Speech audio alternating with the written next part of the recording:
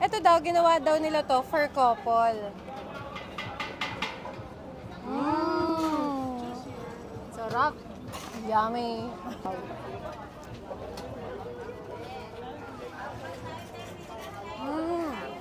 Tapos, yan lang po natin na naman.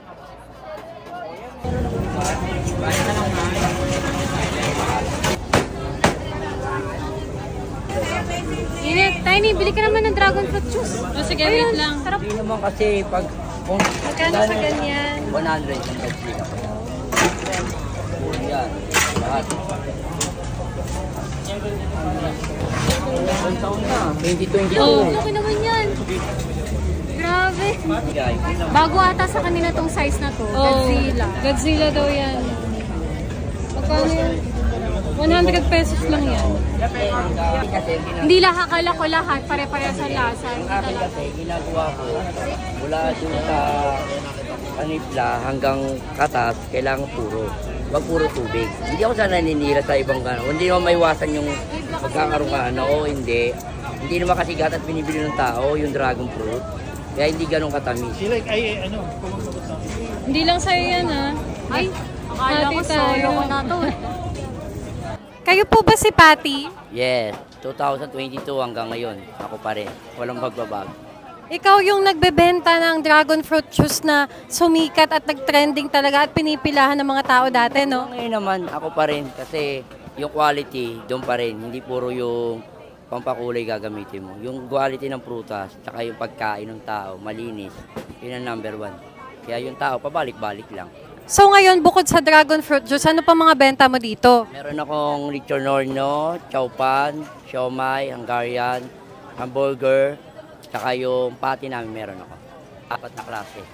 Wow, napakasipag mo naman, napakadami. At saka very organized din, no? At dinudumog talaga ng napakaraming tao. Oo, kasi kailangan yung quality ng pagkain, hindi yung kakain lang ngayon, bukas hindi na. Kailangan pabalik-balik yung tao para yung benta parehas lang, hindi yung mananawa na pagpunta lang dito hindi naman pala masarap. Kailangan yung malinis saka yung quality ng pagkain tama lang. Anong naging inspirasyon mo? Siguro yung sanay ako sa hirap eh. Nagdidildil ako ng asin eh. Sanay akong wala.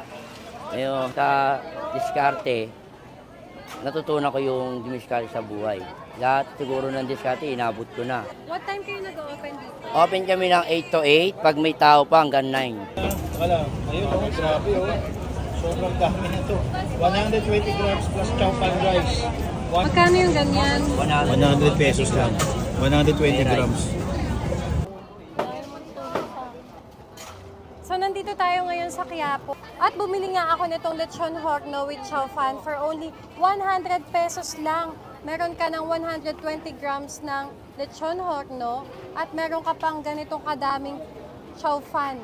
Grabe, ang dami naman nito. So, idip natin dito sa kanilang sauce.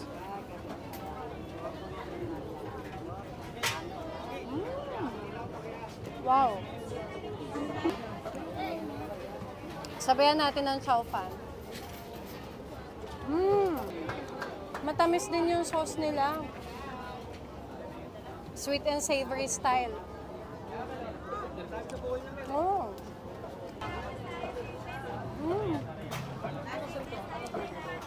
Mabubusog ka dito. Godzilla na dragon fruit dito. For only 100 pesos lang.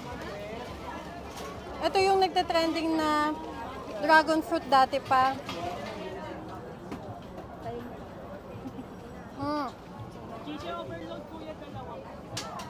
Grabe, sininok ako.